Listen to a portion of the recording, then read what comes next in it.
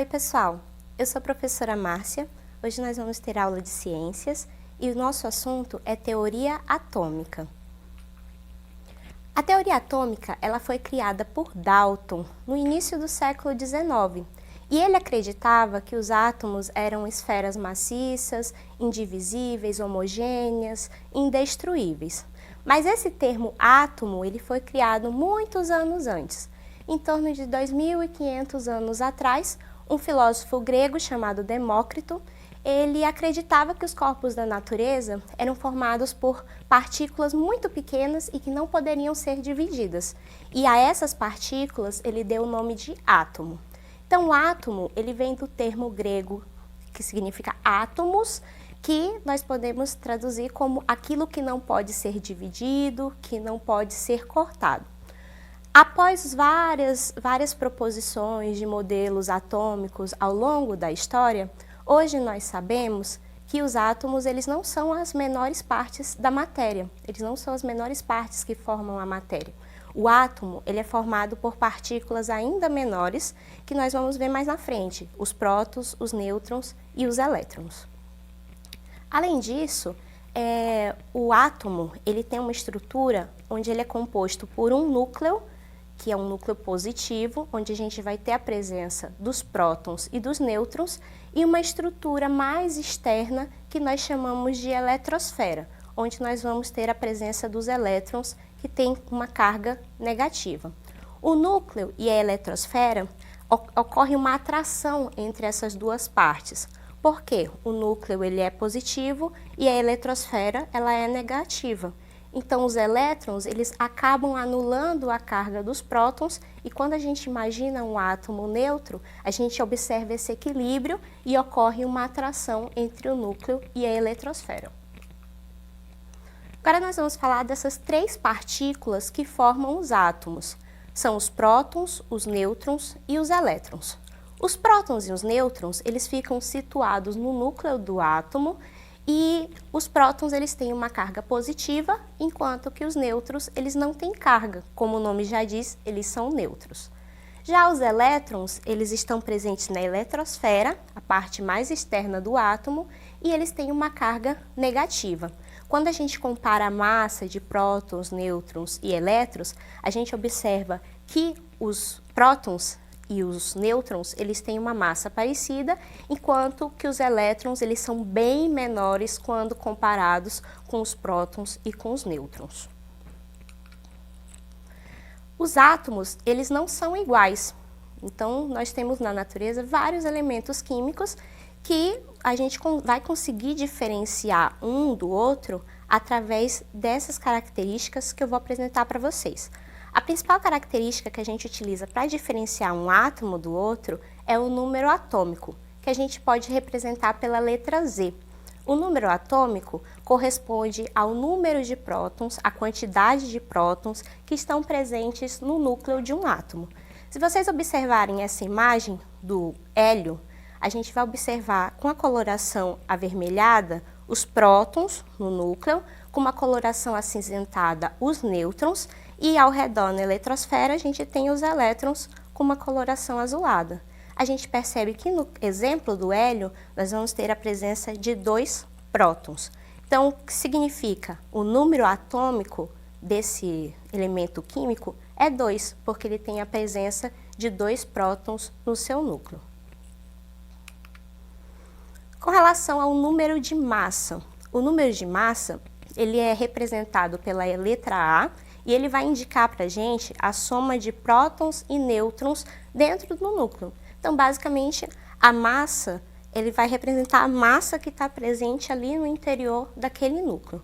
Como que a gente determina? É só somar o número de prótons mais o número de nêutrons. Pegando o mesmo exemplo do hélio, a gente observa que no núcleo a gente tem a presença de 2 prótons e de 2 nêutrons. Somando esses 2 elementos, nós vamos ter um total de 4. Então, 4 vai ser o número de massa desse elemento químico. Os átomos, eles são representados de uma forma com que a gente consiga saber a qual elemento químico aquele átomo está relacionado e também de uma forma com que a gente consiga saber qual é um número de massa e qual é um número atômico. Na imagem, vocês vão ver a representação de um átomo de enxofre, que é representado pela letra S. Vocês vão ver mais na frente que os elementos químicos, eles recebem letras que podem ser uma, duas ou três letras, com a primeira letra sempre em maiúscula. E nem sempre essa primeira letra vai ser ao pé da letra o nome daquele elemento químico. Por exemplo, o enxofre, que começa com a letra E. Ele começa ali com a letra S, porque ele é a letra que começa o nome do enxofre em latim. Se vocês observarem, a gente tem uma numeração ali 32, logo acima do lado esquerdo, que está relacionado com o número de massa. Então, aquilo significa que esse enxofre ele vai ter 32 prótons e nêutrons. Quando somados no núcleo, nós temos 32 prótons mais nêutrons. E embaixo, no canto esquerdo, nós vamos ter o número atômico. Então, o que isso significa? Significa que esse átomo ele tem a presença de 16 prótons no seu núcleo.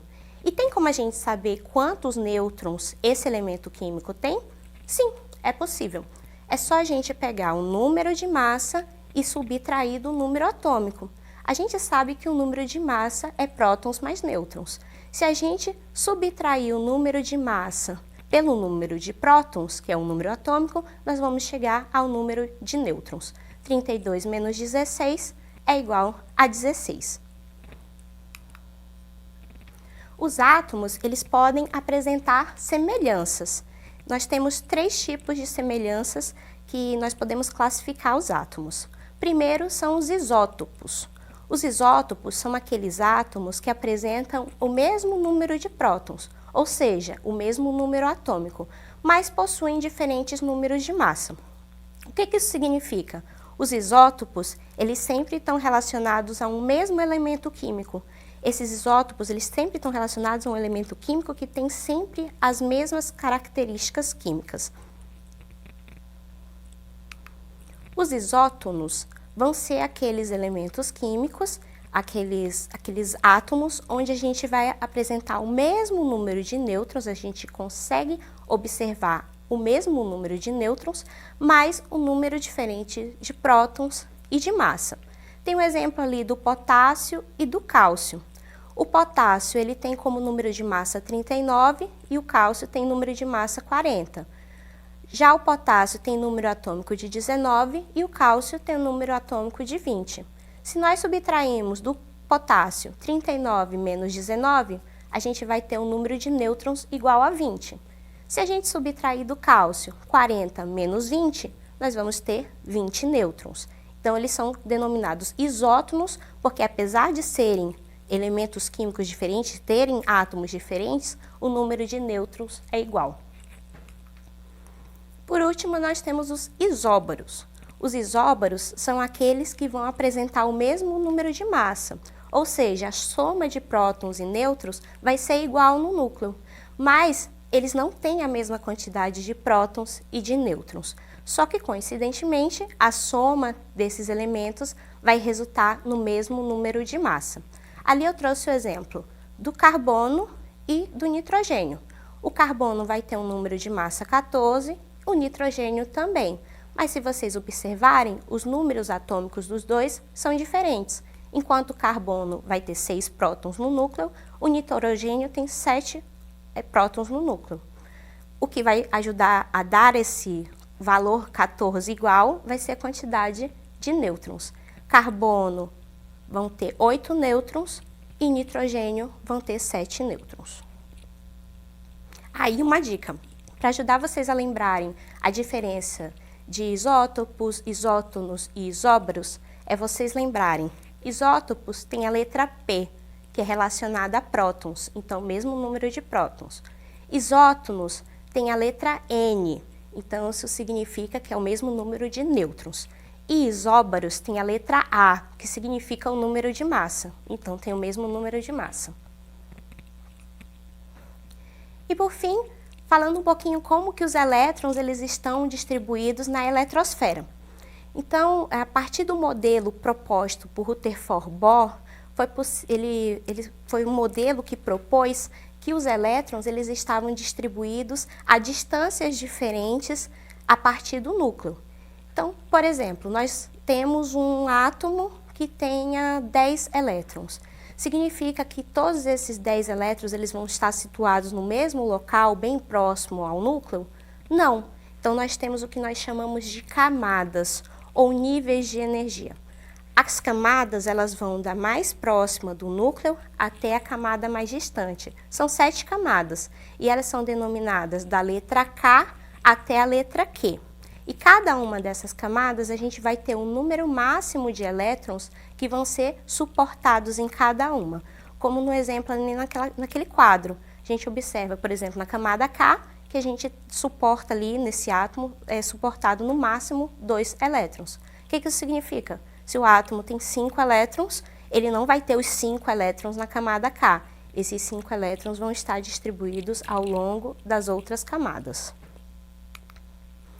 E agora eu trouxe umas atividades, uns exercícios, para que a gente possa fazer uma revisão do que a gente viu até aqui na aula, tá?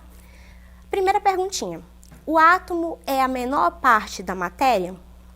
Nós vimos que apesar do termo átomo estar relacionado à menor parte da matéria, aquilo que não pode ser dividido, que não pode ser cortado, nós sabemos que o átomo ele é formado por 3 partículas subatômicas, partículas menores, prótons, nêutrons e elétrons. E por isso nós não podemos afirmar que o átomo ele é a menor parte da matéria. Segunda pergunta. Qual o número atômico e o número de massa de um átomo com 53 prótons, 53 elétrons e 74 nêutrons? Vocês têm só que lembrar qual o conceito de número atômico e qual o conceito de número de massa. O número atômico corresponde ao número de prótons que estão presentes no núcleo daquele átomo. Ali na questão a gente já tem esse número de prótons dado. Então a gente já consegue saber que esse elemento ele vai ter um número atômico igual a 53, que é a quantidade de prótons. O número de massa corresponde ao número de prótons mais o número de nêutrons. Ali a gente tem o número de prótons e tem o número de nêutrons. É só fazer a soma. 53 mais 74 é igual a 127. Então, esse é o número de massa. E, por curiosidade, esses dados que estão sendo passados nessa questão correspondem a um elemento químico que nós conhecemos muito bem, que é o iodo, que está presente em vários alimentos e presente também no sal. Terceira e última pergunta. É correto afirmar que as propriedades químicas são as mesmas para todos os isótopos de um elemento químico? Sim, é correto. Por quê? Porque os isótopos, eles sempre vão corresponder ao mesmo elemento químico. Isótopos sempre vão ter o mesmo número atômico e isso faz com que aqueles átomos, eles correspondam ao mesmo elemento químico e tenham as mesmas propriedades químicas. Então é isso. Eu espero que vocês tenham compreendido e quem tiver acesso, quem tiver disponibilidade, entre na plataforma Eduque, que lá vão ter vários exercícios que vão ajudar vocês a exercitarem mais o que a gente viu na aula de hoje, tá? Bons estudos e até a próxima aula!